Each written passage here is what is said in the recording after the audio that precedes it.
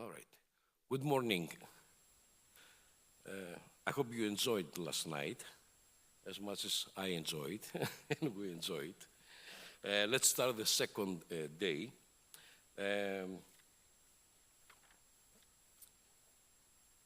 Yesterday, we explored the key themes, the critical technologies, the cooperation between the public and the private sector, industry and academia, and fostering talent in the defense sector.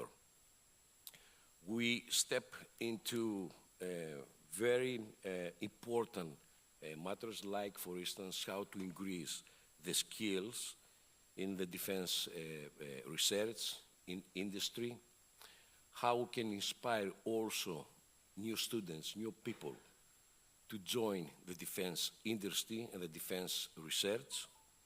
And also we talk about the lack of skills and existing gaps in the defense sector in Europe. For today we'll continue this journey by focusing on innovation, mobility, and collaboration.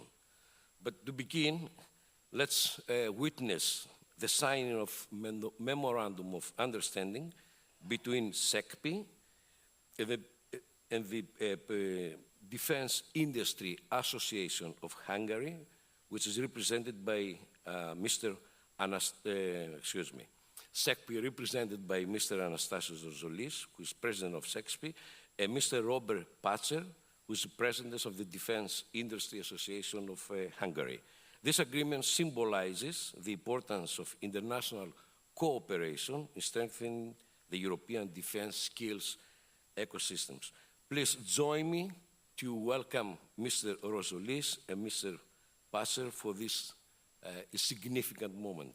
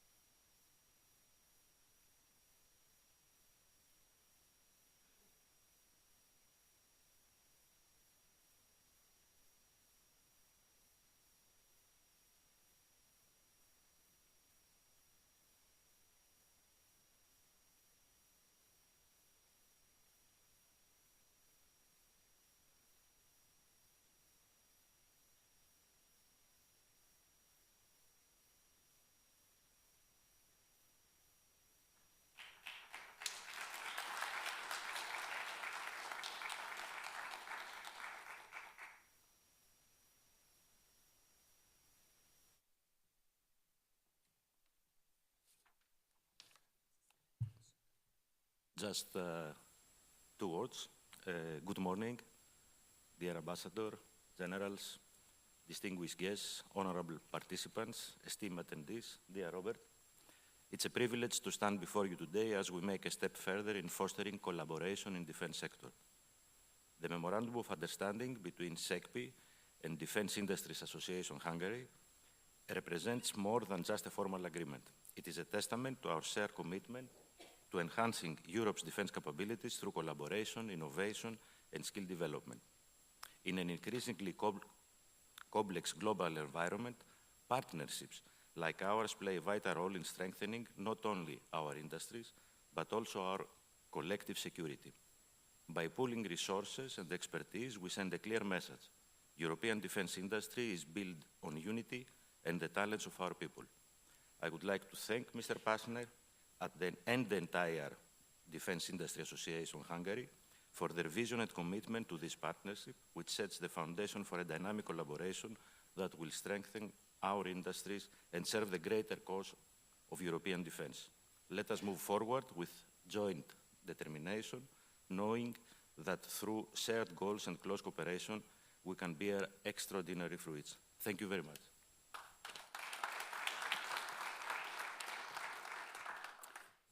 Thank you very much. I have to say thank you for SEKPY and, of course, for Mr. Anastasios to invite the Hungarian Defense Industry Association to this conference and to have the possibility to sign this MOU. Of course, this is only the first step, and we have to work on to fill it with content. And I'm sure that we will have success. Thank you very much.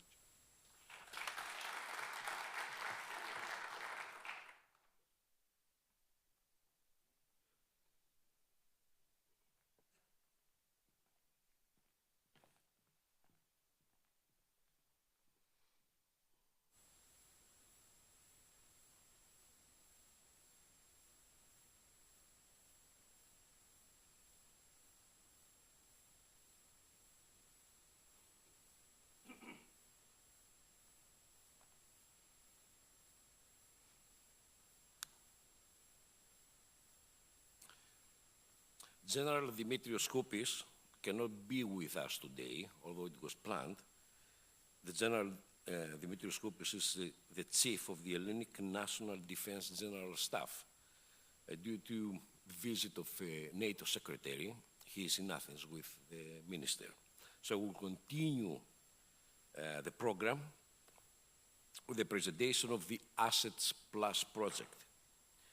So the next speaker is Dr. Liga Baltina, who is the head of labor market and skills research at Fondazione Giacomo Bradolini, and which is a driving force behind the Assets Plus project.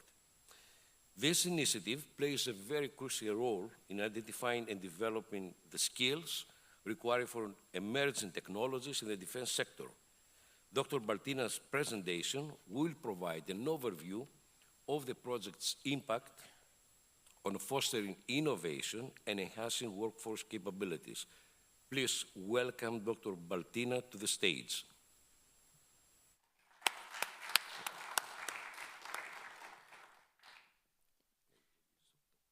Yeah, thank you very much for having me today to present on behalf of the partnership who worked on implementing the Assets Plus project. And this project was already mentioned yesterday by DG DEFIS, as this is one of the blueprint projects which was endorsed by the European Commission. It's a 4-year project, so now I have to say that it was a 4-year project because it ended in spring this year.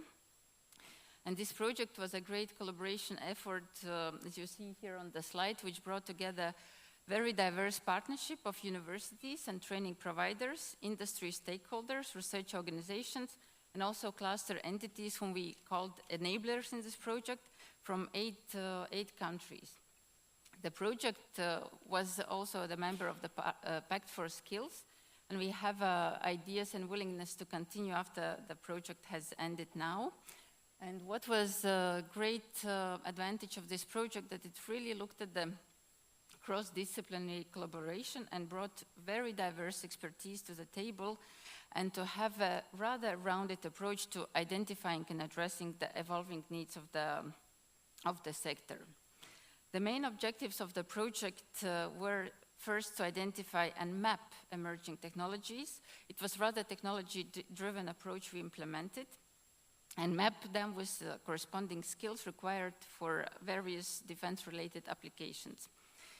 Another aim of the project was to design and deliver targeted training programs for upskilling the current workforce. There were also programs which focused on students, but the main aim was to target already existing workforce, people working in the defense sector.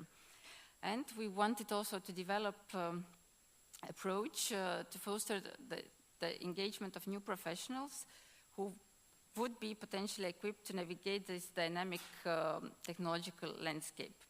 The project was focused not only on theoretical analysis, but also rather actionable insights, making sure that there is some impact what project can make on the sector's workforce and also technological capabilities. What I will focus in my presentation today are 3 points: how we identify technologies and skills needed, how we delivered training and upskilling, and how do we contribute to fostering new professionals in the field. And it's rather aligned also with the further activities of DEFIS about raising awareness of the sector and doing the survey which was mentioned yesterday.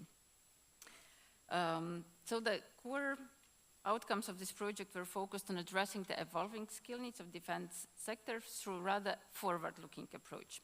So what we did first was we developed a defense technology roadmap, mapping key enabling technologies and their defense applications. And it was achieved through the following 4 points. First, big data analysis of scientific and technical documents. It included also analysis of patents, which were possible to identify in defense-related areas. We did a future-oriented collaborative brainstorming sessions with partners. So as you saw on the first slide, we had 30 partners, universities, training providers, also big industry players. We involved industry experts to validate the findings and to ensure that there is alignment with the needs of the sector. And what we managed to do was also annual updates to identify emerging skills and technologies. Next, we created a so-called skills blueprint. You can press on slides to have a complete picture on the slide. The next slide. So we created the skills blueprint classifying essential skills and job profiles and established a body of knowledge, a structured ontology linking technology, skills, and job profiles. So if you go to the next slide, but click a few times so that we have a complete slide on the screen. The next one. So, and we, yeah, and there, if you click a few times. Okay, we developed a sectoral skills strategy, so it's on the next slide, but as that slide is built as a picture, so there are several layers of information appearing on the slide. So let's move to the next slide. So what we try to do in the sectoral skills strategy, we try to come up with an action plan, actually, which was an idea to have further steps after the project ended. What we would like is a partnership to work on it. And we designed rather innovative education and training programs, which were supported by pilot courses and aimed to prepare the workforce for future challenges. This iterative approach combined both data-driven analysis, and this was the strength of the University of Pisa, who was also the coordinator of the project. They have a proprietary tool, which I will explain shortly, and we combine this big data analysis with human expertise, make more sure that these results are rather real, closer to the real world, and they're driving both technological workforce development in the sector. First, on how we identify technologies and skill needs. If we can move further to the next slide, and then next one. Yes, so here you will see the full slide now displayed, and we move to the next slide. Okay, so now focusing on how we identified technologies and skill needs. On the next slide, so you will see that the project followed a rather systematic approach, as I said, integrating data analysis and natural language processing techniques and experts' input. So what our academic partners used was advanced data analysis techniques to discover trends in technologies, skills, and job profiles using resources like Technimetro, which is Industry 4.0 technology dictionary developed by one of the partners. It's a proprietary tool, but we can use it for that kind of purposes. And we use the ESCO, which is European Taxonomy of Skills and Occupations. Then our industry experts offered in sometimes quite critical insights to validate the findings and to make sure that these address rather sector-specific challenges, such as also privacy issues, some national security concerns, and also complexity of procedures existing in the sector. This iterative collaboration ensured the results were more grounded in the real-world applications. And then the findings were visualized using also rather innovative data visualization techniques to highlight relationship among technology, skills, and job profiles. The technology roadmap, so for the next slide, was built collaboratively, focusing on mapping technologies and their defense-related applications, for example, such as drones used for positioning, communication, and monitoring. The colors you see in the matrix are darker when the number of documents mentioned the pair of technology and defense-related applications is higher. An example of the slide, if you click a bit more, the yellow points will appear. The drones were used for positioning, but also for communication, identification, and monitoring, thus becoming a very relevant technology in defense operations. As a result of the project, we mapped technologies in 4 categories. We said we mapped technologies which are considered outdated, which are technologies which were relevant in the past but are now replaced with other technologies, emerging technologies, technologies which are starting to attract researchers in industries. Then we mapped mature technologies that were reached a high level of maturity in the research community but are not yet widely adopted in the industry, and established technologies, those that have been well documented and studied by the research community and that are already widely adopted in the industry. Then we focused, so we can move to the next slide. Then we focused on identifying essential skills, both technical and transversal, necessary for effectively leveraging these technologies. As it was also mentioned yesterday, so it's not the importance of skills. When we talk about the importance of skills, it's not only about technical skills, such as, for example, AI system integration, but also about transversal skills, including adaptability, problem solving, and learning to learn capabilities as well. And these insights address the needs of both current workers who must upgrade their skills and also future professionals who require rather foundational flexibility to navigate through evolving industry demands. The next slide, the interaction with experts provided us with rather unique perspectives as we obtained rather specific information related to the defense domain. For example, we had a partner from maritime industry, and it was explored that maritime industry is facing a big challenge of integration as the new AI systems require high computation power. However, the tools usually adopted in this domain rely on more robust and traditional computer infrastructures. So that's what was called by one of the researchers, there is a paradox of AI on the edge. The other circle is on types of education and training activities, which are changing based on the evolving needs of the current generations of learners. As current workers need more to upgrade their skills, integrate their knowledge, experience, and expertise with new concepts in a faster and faster way. And future workers need to learn to be flexible and develop also the ability and willingness learn and ability learning to learn. Then in the next slide, then we focused on creating a visualization matrix to highlight connections between job profiles, technologies, and skills. The visualization you see is built on the job profiles. Then the technologies around them are based on the possible applications that the typical skills of a given job. And in the corner, you find the most relevant skills which were identified in the project and listed. The more detailed analysis, if you're interested, are available on the project's website. So the website is maintained and will be developed further with new content. And there you find this defense technologies roadmap and skills blueprint, which is freely accessible to anyone interested. So moving to the next slide. So now focusing on the training and upskilling. As a part of the project, training courses of EQF levels 4 and 5, so which are focused on professionals in the defense sector. EQF 6 focused on undergraduate students, and EQF level focused on graduate and postgraduate students were designed. The first step was linked to understanding better the needs in terms of the skills, competencies, and job profiles.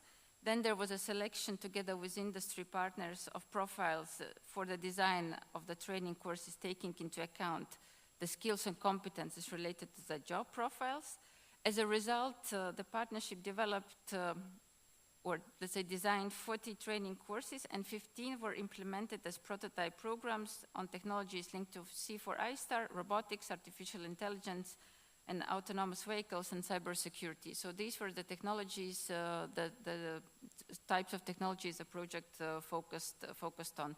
Here on the screen you can see the courses which were developed and prototyped, and so it means tested with the industry. And if any training provider is interested on something like that, we can put in contact with the training provider of any of these courses to use the materials which were developed by the project.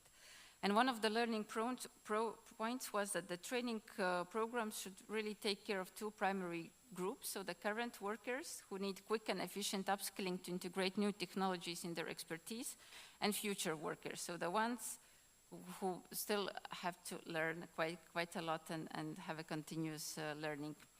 The project also contributed to awareness raising and attracting new professionals in the industry. So we move to the next slide, the following one. And we organized European Defense Challenge for students to engage young people who may potentially have an interest into the sector. We had 4 editions of the European Defense Challenge, so this is a competition open for any university, not only defense-specific academies, but any university, to undergraduate and graduate students, also younger students, if there is willingness to be involved. Each time, so we had 4 editions, we managed to involve around 600 students for 24 countries and more than 100 institutions. Each time the topic was chosen differently, so we focused on technologies which are particularly relevant for the Europe's sovereignty in defense and security. Then there was a challenge focusing on unmanned assets and how these are interacting with humans. In the field of defense operations, we had one challenge on security threats identification, and also there was a challenge on effective management in defense environment. So what we tried to do through this challenge to show that defense is not only for engineers, but we also were promoting collaboration between different disciplines. Here on the slide you see some learning points. So students, when they provided feedback to us, so they liked that it's important to brainstorm, that they could think on the topics from different angles. What we offered to students were also a series of webinars. So the competition was organized in 2 steps, and the students who passed the first step could access webinars designed to improve their research capabilities. And also, as one of the prizes for this competition, we offered the interviews and meetings with HR managers from different companies, and also organized for the winning teams the study visit to Brussels, so they can meet with people working in on defense-related topics in different European institutions based in Brussels.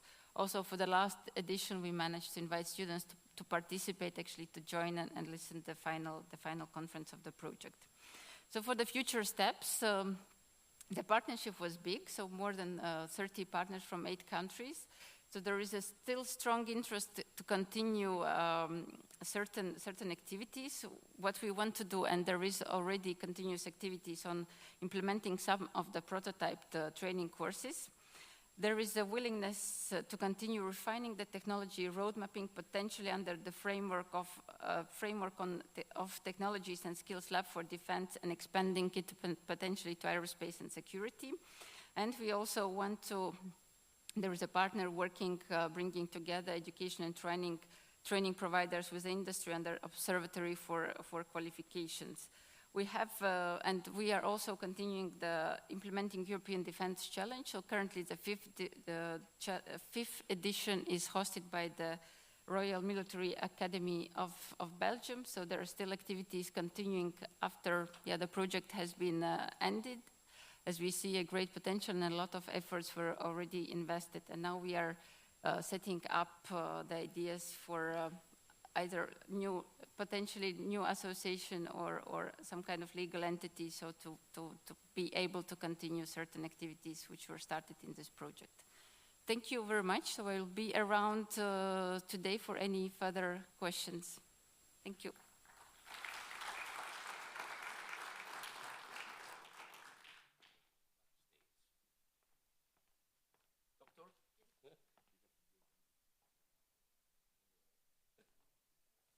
All right, fantastic. Thank you very much, Dr. Baltina, for showcasing the remarkable progress of the Assets Plus project. Your work highlights the importance of the talented, targeted initiatives in bridging the skills gap. Next, we have the panel. Right now, they are preparing the microphones, so be a little bit patient. It will take a few more minutes to be ready, because I want them to present when they will be here, all right? By then, we can have some water.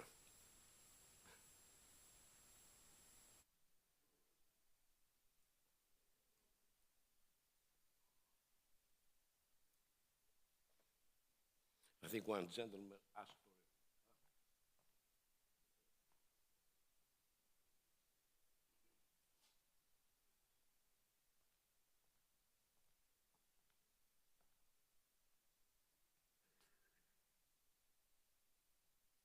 We can start the panels.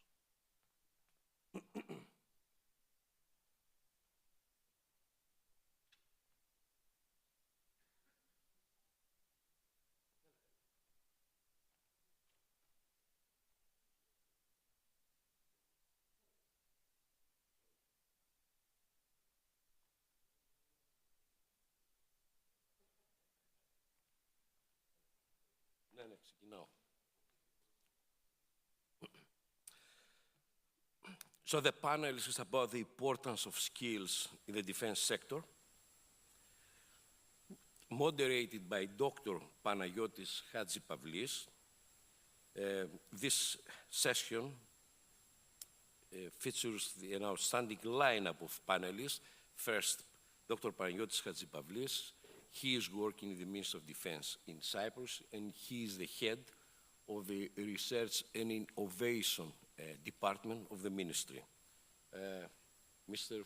Panos, you can join us. And Mr. Carsten Lepper, who will share perspectives from the German defense industry. Mr. Antoine Ferrar, Vice President EU Affairs, Rolls-Royce Group, will address the private sector's role in driving skills development. Dr. Liga Baltina, who will discuss insights of the Assets Plus project that we discussed just before. Mr. Kilviadis Thomas, who is CEO of the Althom Ltd, will provide examples of upskilling in engineering and manufacturing. And Lieutenant Commander Dionysios Christophilis, he is not present with us, okay? Please join me to welcome the panel and Dr. Panos Hadjipavlis.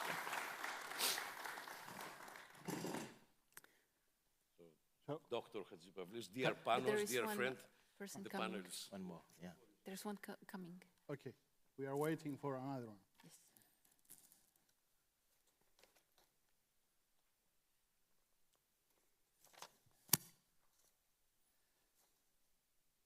Okay.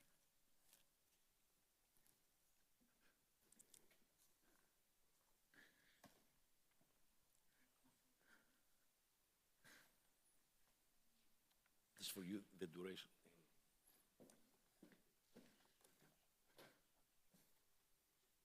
This way.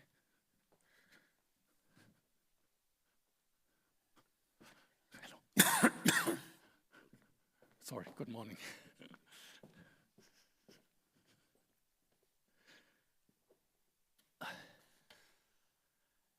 Good morning.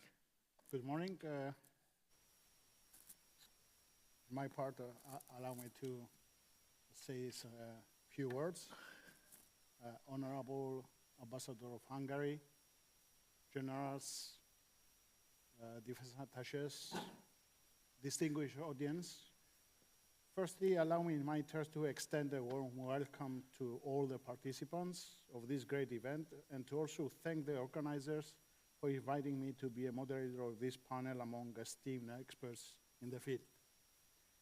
The unjustified Russian invasion and the ongoing war of aggression against Ukraine, the brutal terrorist attacks launched by Hamas against Israel, and the subsequent Israel war against Hamas in Gaza and Hezbollah in Lebanon, the tense situation in Sahel, and the Houthis attacks against ships in the Red Sea, to name but a few hot areas in our European neighborhood, manifest in the most blunt way that there are no present conflicts, while severe threats to our security could be issued by either state or non-state actors. Long have been the years of peace and stability in the European continent and our close neighborhood. Geopolitics has been back in our high political agenda as large-scale conventional war is unfolding next to our borders. Therefore, we all realized, some by the hard way, that defense is crucial for our prosperity and progress. The defense industry is an inextricable element of an effective defense, so it is important both strategically and economically. A strong European defense technological industrial base enables collective European and national strategic autonomy. Preparedness and resilience can only be achieved with a robust and state-of-the-art defense industry. However, we live in a fast-changing world where the increasing pace of emergence and adoption of new technologies, growing global interconnectedness, and demographic change are transforming the nature of work and the workplace. The defense sector is not immune to these challenges. Human capital constitutes the cornerstone of every industry. The same goes for the defense sector, covering the spectrum of activities from design, development, manufacture, and maintenance to equipment disposal. The strength of the defense industry is defined to a large extent by the skills and competencies of its human resources. Thus, the importance of skills for an effective, prosperous, and sustainable defense industry is indisputable. The challenging question then is how the defense industry could constantly recruit and retain sufficiently qualified and experienced personnel, while at the same time being at the edge, no matter the changes in the surrounding environment. This brings us to our panelists, who will shed light on this very critical but broad question by elaborating on the following topics, each based on their expertise: identifying current skill gaps, anticipating future skill needs, promoting continuous learning and adaptability, and the asset project, as we listened before, for skills in the defense sector. We have to be concise in order to leave 10 minutes for questions for the audience. Thank you very much. So, please, we have to start. Thank you, Mr. Havlipafis, and thanks you all for inviting me here for this conference. Thessaloniki is a lovely place. I've never been here. I've been on several places in Greece, but I like the view and at the bay and Mount Olympus. It's really amazing. And yes, I'm Carsten Lepper. I'm here from the German defense and security industry, and I'm the head of European affairs. And well, yesterday there has been so many topics, and you mentioned more or less everything what's going on. But coming to skills, and this is a skills conference, I want to mention 2 or 3 topics. 3 weeks ago we had the American elections, and now we have to face a problem, I think, and the problem is, we have to be more responsible for our own European security. And this means investing, ramping up, investing, ramping up capabilities, and it's repeating and repeating and repeating. So we need higher defense spending, and we need to close our European capability gaps, and We have to procure more efficiently, and this is pretty much important. We have to be more European. Okay, we will be forced, I'm sure, to buy some American stuff. This is clear. But we have to procure our own stuff, and we have to have a massive ramping up of our own capacities in production. And so now I'm coming to this point. For this ramping up of our capacities of our production, we need skilled workforce. And this is the problem of our, or the topic of our conference. And just coming to maybe for the first question, and my colleagues will mention it as well. You asked me what are the most pressing skills gaps in defense sector today. And yesterday I learned a lot beside my preparation. And well, I think, and you showed it on your slide. Well, we need everything. We need everything from A to Z. And it's pretty much important to mention that defense industry. What is defense industry? Defense industry is so huge. It's aerospace, it's automotive, it's electronics, and so in a way it's a multi, let me say, technology industry. So you can't in a way educate or directly into defense. I think first of all you have to put the foundations in really good education and skills, and that are central for our industry and our companies.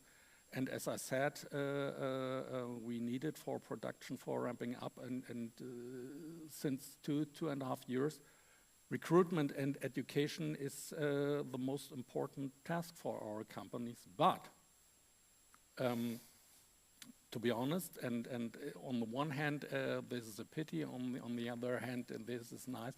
Maybe you know, in Germany we're having something like an industrial transformation and the transformation of the whole economy. I don't like it in any cases, but this is, for example, good for the defense industry. So when you're having a closed factory in the automobile sector, they are skilled for everybody else in the defense or in the aerospace industry. Antoine will taking them as well. Okay, they need a security clearance, but then it's okay. And this is for me for the first step into this, and maybe going back to you. Thank you very much, Mr. Lepper. Mr. Ferral, can you continue? Yes, thank you so much. Thank you, Kalimera. Thank you so much for your invitation to SEKPY and to all of you. I have a job, but I'm here on behalf of AESD, the European Trade Association for Aeronautics, Space, Security and Defense. And I have a colleague who will be in the association later on the SME side. But as far as I'm concerned, I'm part of the skills working group that we created within this organization. We have been following what the European Commission is doing in the field of skills for the past 10 years. We have been really much involved in the consultation on EDIS that we talked about yesterday, which was a really important part for the sector. And of course, we are following all the big European initiatives, you know. We talk about Draghi report, we talk about l'État report, Minister report. We are trying to see what is the skills dimension in this report, you know. So AESD is really active in this spirit, you know. It's a group of 25 big players, Airbus, Safran, Thales, Saab, Leonardo, and so on, not to name them, and 25 big national associations, BDSV, BDLI, SEKPY, many other organizations. And this is what we are pushing, you know, and we have been really active in this space in July 2020, when the European Commission started to launch the European Pact for Skills, you know.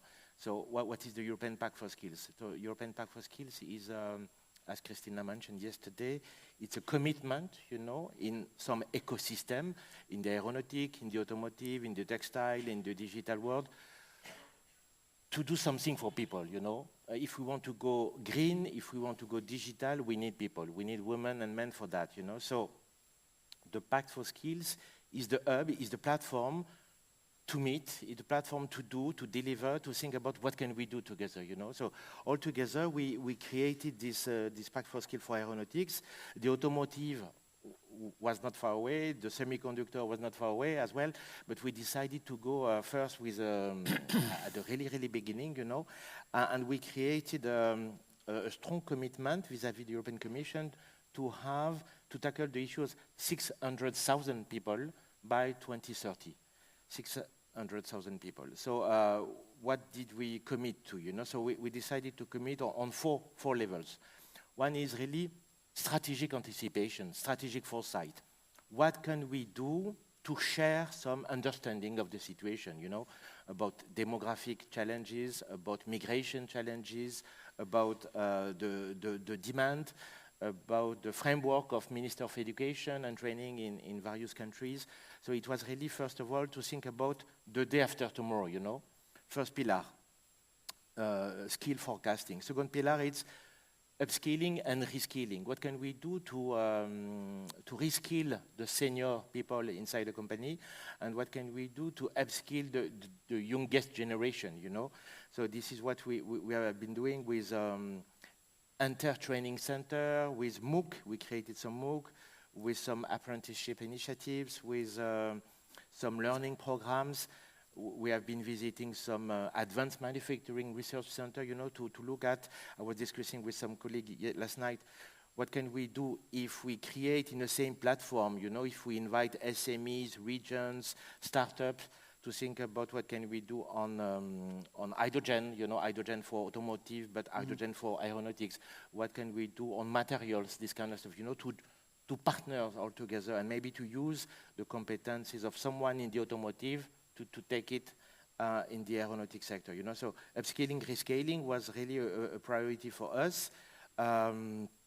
What else we have done? The third pillar is about talent development. We really need, and in the upskill and reskill, of course, we have been really much involved in Asset Plus, which is really the very first program, you know, and for me it was really a great success, you know, and Liga presented this. So the third pillar is talent development. Talent development is to say, what can we do to attract young people? And Christina and the European Commission presented this survey. We have been doing some action in schools, you know, to teach about STEM, what is about science, technology, mathematics, you know. We have been in school to present what is really the challenge at stake, you know. We have been really pushy on this European Defense Challenge because we are just talking about 500 students, but you know, we invited more than 100 school, university institute, you know, from Romania, from Portugal, from Spain. So it was really, it is the beginning of a big story, you know. I'm sure in 20 years' time, we will still talk about this important challenge.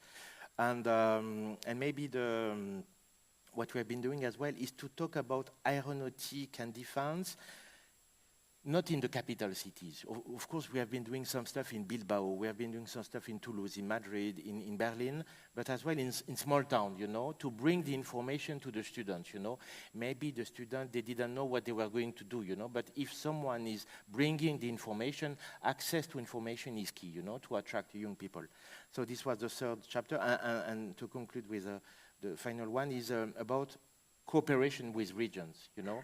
We have beautiful regions around, you know, beautiful project led in Bilbao, in Pays Basque, in Brandenburg, in the UK, in Madrid, we identified 23 clusters, you know, and the point was to say, what can we do to bring some knowledge? Maybe Bilbao is doing a lot of things on urban air flight that we can bring to Toulouse, you know. Maybe in Milano they are doing a lot of things on batteries management. What can we bring this to Belgium or to the Nordic countries and so on. So we have been trying to bridge some bridges across region and across sectors as well. So I would say skill forecasting, upscaling, rescaling, talent development, and partnership with regions. Those were the key commitments from ASD and ASD members at that time, and we are going to continue, and we are inviting SMEs, other people, you know, to play with us, to take this commitment, because we have a huge task in front of us, you know. Thank you. Thank you very much. Thank you very much. Dr. Baltina, Yeah. can you take the floor and follow up, because there was a lot about training and education and actually pinpointing the right skills for the defense industry.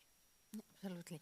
Well, my intervention is quite linked with what Antoine mentioned, and I think Assets Plus in a way is an example of implementing certain ideas in practice, and what education and training providers and what kind of that kind of project as Assets Plus could do in addressing the skills in defense.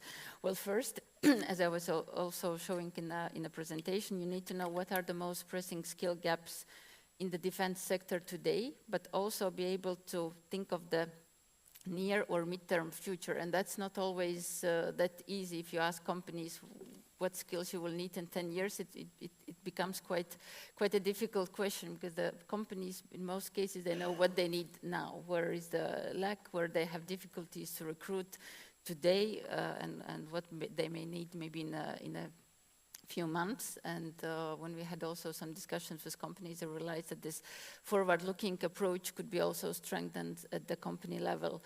And this, I think, it's something where Assets Plus projects or similar initiatives and this closer collaboration between universities and industry players could have a role to think about the future skill needs. And certainly education and training providers at both levels, higher education and also VET providers, could think how to have the curricula or their approach more flexible, so that there is opportunity to incorporate these emerging technologies into training programs faster. And often at VET provider level, it's easier to do. And what we were, one of the lessons learned from the project, that we need to have more modular training programs to offer some short but very targeted courses focused on emerging technologies, so that the current workforce can upskill or skill as quickly as possible. So we had also idea of having so-called sprint courses, so which is something rather short and quick, but very much in demand by the industry. And also here, I'm not talking about the big companies, but also we would like to expand more also to SMEs, smaller companies, to support them, and as SMEs in most of the cases are part of the supply chain, so that's quite important that they have the right skills, and especially when we talk about emerging technologies.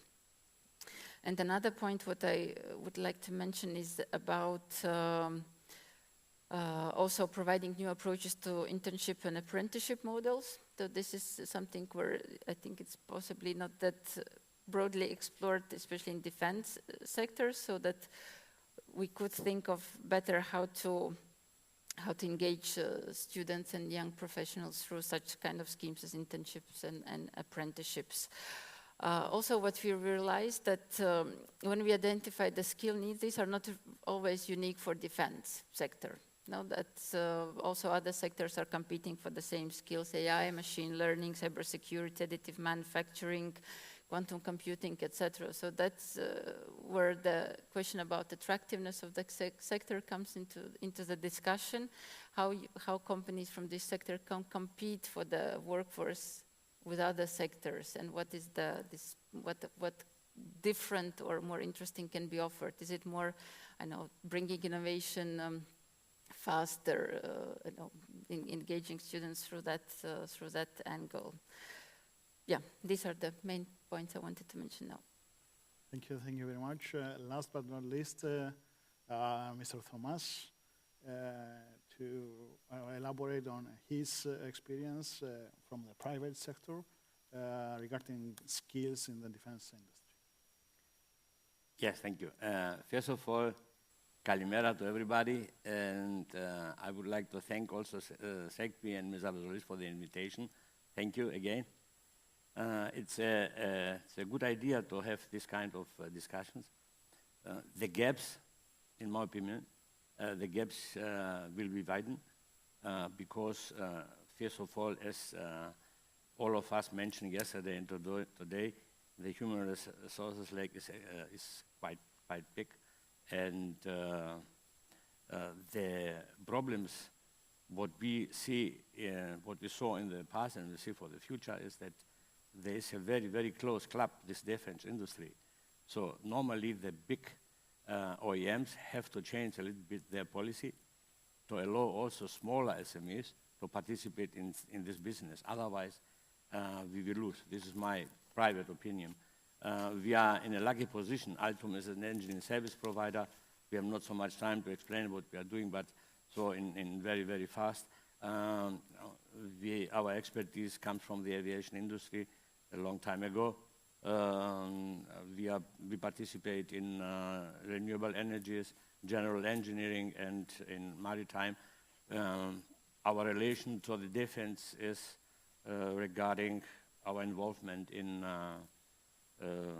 technical documentation and technical data, integrated logistic support and logistic support analysis, and some development projects parts for the maritime and aviation industry in the defense sector. So I can explain from my personal experience that until we reached this, we got in this market, roughly we needed 4 years for one contract in the special sector. I cannot say in which, but so for SME, it lasts too long to negotiate the procurement, nearly 4 years until the first contract is coming. So in this defense, it lasts too long. So that means we need here also lean management in the procurement from OEMs and a lot of other things. But the most important thing is the strategy also from the European Union to allow much more SMEs to participate in this kind of projects, because I saw from my company in the beginning the barrier to get involved in such kind of programs in the EU projects is really very high. You have to have track record. You have to have experiences. Nobody is born with experience. Nobody is born with track records. So somehow we have to allow SMEs in each project normally to take one SME without this kind of, let's say, experience, because they have some other experience who can help the OEMs or this project, the EU projects, to come up, and we will get people. We will get more people. The topic from yesterday and today is the lack of resources, right? You have nice programs, no doubt on this, but we need some more. And I never heard the problems with the technical publication and technical data, because all OEMs, they have to, their problems after that they have to solve. So you cannot deliver even one part without technical data, without technical documentation, without ILS or LSA. So I didn't hear it yesterday or today till now. This, it's a very big gap. I don't know if you have this also in your programs for trainees. We at Altum, we are in a good position because we have, our headquarters is in Hamburg, Germany, and we have a company in Patras, Greece.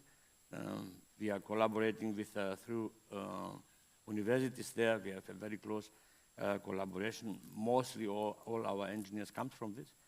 We have and why we are in a good mood, because we have very, very long tested trainings methods, and we use also AI for this, multi-size, and this is what also SMEs have to do. But firstly, they need some projects, and they need the trust from the OEMs. The OEMs are in a much better position because they come much easier to EU projects than the SMEs. The SMEs have to fight. The SMEs have to be announced. This is not easy. So we are talking about SMEs. It's not only to have SMEs on the stage, and it's nice, we present all those SMEs. The thing is what we will do after that. Tomorrow when we go to the office and have to work, so normally we have to work also during the coffee break, but in general we have to think about our daily behavior and our brain to change a little bit to help these SMEs. Thank you very much. We have some time, and allow me to just speak a little bit about our own experience in Cyprus, because we are trying to establish a new ecosystem for defense. And of course, the skilled persons are one of our first priorities. So what do we need? Actually, we are trying to draft for the first time a national defense industry strategy. And the question for us and the challenge for us is to draft it to be holistic. And education for skilled persons is one subject that actually bothers us a lot. We are trying to put it into this, and in this way make the state to be committed for educating the people in order to have the right skills for this defense ecosystem. However, this is of course it's difficult, it's laborious, and it takes time because we have to bring all the stakeholders together. I mean, from the curricula of the high schools to the universities, and then to the other stakeholders, the industry, in order to discuss together and find the right skills, what is missing, the gaps, and then the foresight. Because as we all know, in order to educate the people for the defense sector, it needs time. And so we have to know, firstly, we have to know where we are going. I mean, in 10 years, what are the right skills that we for the defense sector, but on the first, let's say, side, we have to know where the defense sector is going. I mean, what will be the technologies that we need, so the capabilities, the defense capabilities that we need in 10 years. So I think we start from the first step is the defense capabilities we need for the future, and then to analyze this and go, and to find the right skills for the people. The second thing that we are facing in Cyprus is shortages. Even now that we are a fledgling, let's say, defense ecosystem, there are shortages. And because there are shortages, because there is now, especially at our time, a huge antagonism with the civilian sector, the commercial sector, and in Cyprus we have a huge antagonism with the financial sector. The salaries coming from the financial sector are huge in comparison with the defense sector. So we are lacking, let's say, software engineers. They are all moving because of the high salaries in the financial sectors. And this is a big challenge, not only for the ecosystem, but also for the state, as it has been committed to establish a small, robust defense sector. So the third pillar is, as you said, is the commitment from the state to incentivize, to find the right incentives to attract people and to actually underpin, support the defense the ecosystem. And here comes the support from the EU. In Cyprus, the EDF played a huge role for supporting the small SMEs, because without this, the funds, the SMEs could not actually survive without the funds coming from the EDF. But I think, in my opinion, personal opinion, we need more. We need more incentives coming from the EU and from the states, but not solely from the states, but from a group of states building consortia and collaboration. So to wrap up, as many things, many important actually things were mentioned in the panel, just to mention some that were the most important ones, firstly, we have to invest and ramp up our defense industry because of the new geopolitical environment, so we need skilled personnel.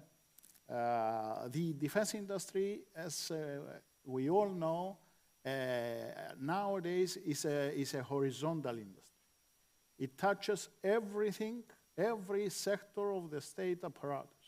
So, and this has to be promoted to everyone. I mean, from the high schools to the universities.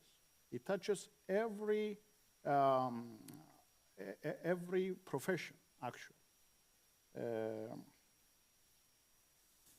Of course, the primary needs of the defense industry is skilled personnel that they need now. However, we have to work for the future as well. And this is a big challenge and a big question, because we need a right foresight. And we need to build collaboration and cooperation with all the stakeholders. We need to put the stakeholders together, discuss, and find the right ways to proceed. As mentioned, yes. May I react on you and yes, of course. Writing a national defense industrial strategy. Congratulations, but this is a pain, and we did it in Germany, and it took us 2 years, and now it's still in the cabinet, and we have been asked, do we want to have it this way or another way? And we said, well, you are the politicians. Then, second, Mr. Thomas, you mentioned some things, and I want to underline it. First of all, we all, and you mentioned it, we need predictability. Yes. In any kinds, and predictability means in a way orders, and this means real contracts, and this means budget or money. And you said, and this all needs trust, mutual trust, and as well the trust of OEMs to their suppliers that are SMEs in very many kinds. And so I totally underline it. And Dr. Baltina, you mentioned the people recruitment, and this I just want to mention. If we want to ramp up, if we want to have European security, our sector must be attractive. Yes. And attractiveness means, on the one hand, money, salary, but it means working conditions on the other hand as well. Well, we are not the youngs anymore, but the young people are thinking a little bit different, and this means sometimes working from here or there, and we made something like road shows and open doors and going to schools and industries, and well, I couldn't believe it myself.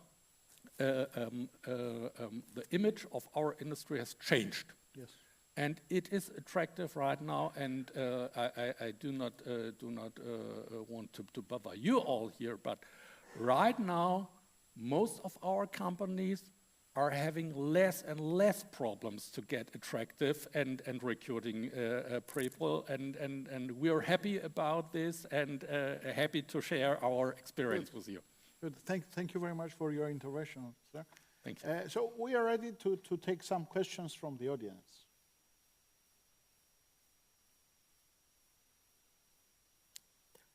Yes.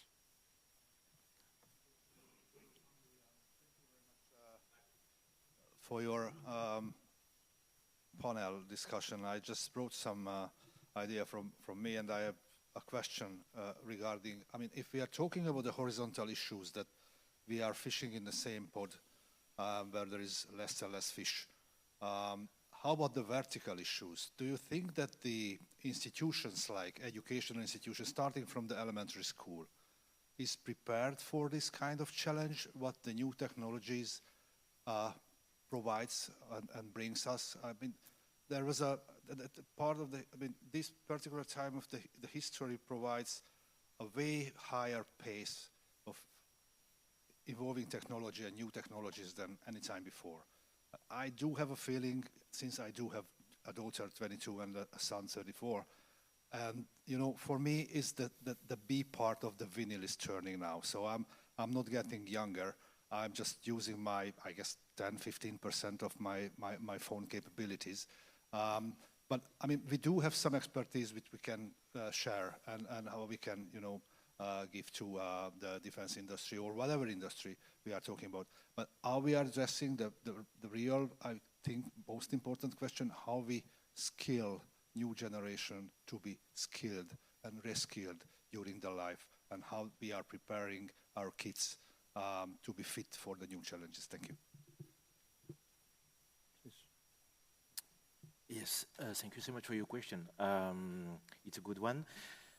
I would say depending on the school, depending on the country, depending on the city, I would say I had this experience in Belgium where a school on day one decided for kids of 9 to 10 years old to explain what is the situation in Ukraine, you know. I remember when I was at school, there was many conflict, unfortunately, and I didn't know what was going on. But there, they decided on day one to explain the situation, you know, to small kids.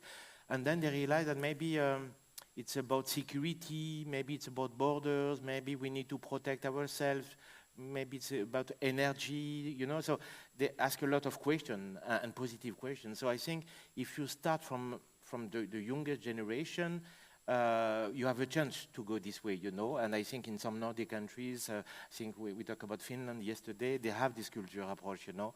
So at ASD level, what have we done on this? We have been talking with some Minister of Education at OECD level, because there is a working group in Paris at OECD on this. We have been talking with UNESCO. It looks bizarre, but UNESCO is really the good platform for this, especially when we talk about AI and education. What can we do to teach the consequences of AI? And we have been talking a lot about ethics, you know. When you talk to young people, the first word is ethics, you know. So we try to define what could be the main principle of ethics for the younger generation, you know, talking to UNESCO. Though this is the kind of job that we have been doing. It's a long way, but I would say we need to start from this, you know.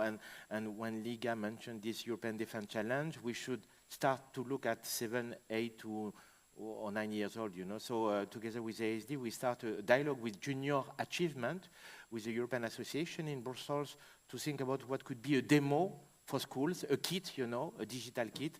So we are not there yet, this is not done, but we are thinking what can we do with this kind of organization which is connected to 100,000 of schools, you know. This is part of the thinking. Thank you. Anyone else?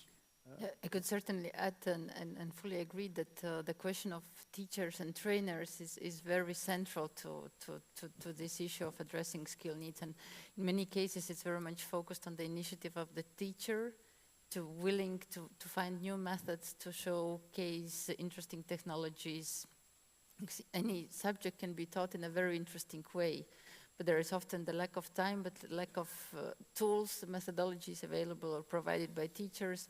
That's why also this train the teachers, train the trainers element is very important, but we also had part of that in our project as well, to provide them with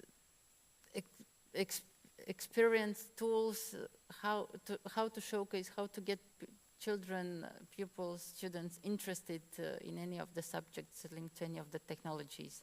And there are interesting initiatives available in Europe also for robotics, how to engage students in teaching showcasing some elements of robotics to smaller pupils, so to attract that it's not only teachers who are teaching, but also other groups of people can be involved in engaging people of different ages. But it's certainly a very, very important question, how we deal with that, and it will require, I think, time and more bit maybe systematic approach as well.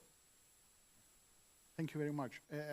If I can add something, of course, as I said before, we have to, I think, we have to make defense and promote defense as a core value for our societies. Because some time ago, I think we forgot this core value, and we are very complacent with the situation, peace, progress, but the world is changing. It's becoming more insecure. So as all we share, we need commitment from the state and the EU, commitment and promotion of defense. The second one is an example again coming from Cyprus.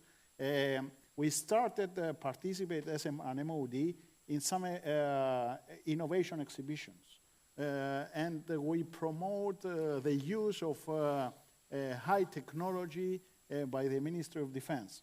Believe me, for the first time we saw long queues of students coming to the Ministry of Defense pavilion in order to watch and to use this high technology used by the defense sector. So this is something that attracts the new generation, because every young student is using and is dealing with high technology, AI, and they were very excited with this. This is just an example. Yes, please. I have one nice example from Hamburg, where I live since 1970. So we are a member of the Hamburg Aviation Cluster. It's a cluster from the Hamburg government. And we did a brainstorming, and we come to the conclusion that we have to help, or it was an aviation cluster, but doesn't matter. You can do this for every cluster, for maritime, for some things, maybe also in the defense. At this time, everything is okay now. So and what we did, we created a game like Dublo. What is the other name from Lego? Lego, thank you, from Denmark. And if you connect all the parts, you will have an airplane. So we did this in a brainstorming, and we bought a lot of parts. And after that, companies, SMEs, and OEMs could buy this, and the target was to provide them to the schools. So we did this with a very great success, and this is what maybe something what we have to do also in other European countries. So like maybe another game, but I don't know. It's cost not so much, and SMEs and OEMs can be a part of the story. They have to spend the money and to spread this to the school. So, and of course, as you mentioned, we have to increase our cooperation with universities and things. In Greece, one remark from my side, if it's possible, we have to extend the internship from 2 months to 6 months for companies, because this model we have in Germany, for example, this is quite good. The expertise, the people, within two months, it's too less to take an overview about the complex of any systems, even in defense or others. So 6 months is mandatory because they will work much closer with companies and they will get a much better experience. We like to do this in Patras. We have a lot of internships, and this is what I can recommend. Yeah. Thank you. Thank you very much. Any Thanks. other question from the audience? Yes, there is one question. Hello, hello. Very fast. Excellent panel. Thank you for presentations.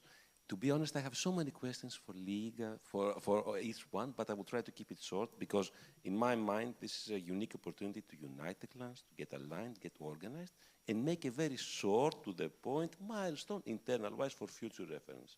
So I've not done many things for in the coffee break, but to the point, there is also work done in the skills defense sector. It's like EDSP, the EDIIS, the CARD, all the CAPTEX, all the dependencies. There's no there's like immense, not paperwork, but immense amount pool of knowledge. In the present state of the art, we are very well read. We are very well, let's say, educated. Now let's bring it home effectively, and this goes first things first to Mr. Carsten Lepper, and I'm talking about the entity, like the German industry, the BADSV.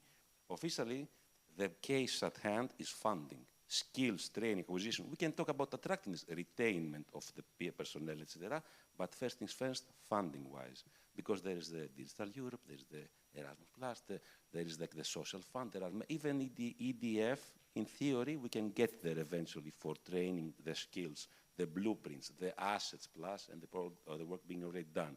But if I can ask, have you considered the idea of making a common curricula, unified, as in like suggesting for the entity first, for under the auspices, the inherent companies and the ecosystems thereof, effectively, if it's like possible, and this is the main question, to have a skills development funded program eventually leading to homogenizing the industry throughout Europe. As like first things first, the Germany, and then we can take over the world. Thank you. This is a very good question. We are having many initiatives on this, and maybe you know. I told you in the morning, education is a little bit different in Germany. So you're having your bachelor or your master in university, and then you're moving to a company, and you're learning more or less again on your topic, and might it be engineering, and or you're going to an institute. So for example, we are having not at the university defense research. It's only on institutes or some other organizations, and there has been always this contradiction in Germany. How to look at defense industry as a whole. Do we want to see it as an own industry? Do we want to have it? Do we want to support it? And as I said, there is a mind shift right now, and we were working on our national defense and security strategy. And one chapter is there on education and skills and building up something like special curricula for it. But it's in the making where we should be faster. we're trying to engage in this, but we're not so at the end right now. It's a development. But your question is perfectly right for now. Thank you. Thank you very much. I will take this point. Just to conclude, we have to speed up because everything is changing in a fast pace now, and we have to catch up and, of course, be proactive rather than reactive. So thank you very much all. Thank you for the questions. It was, I think, a very good time. Should we make a picture of it? And my question, do you want to have coffee? Yes. 15-minute Greek minutes. Could you take a picture of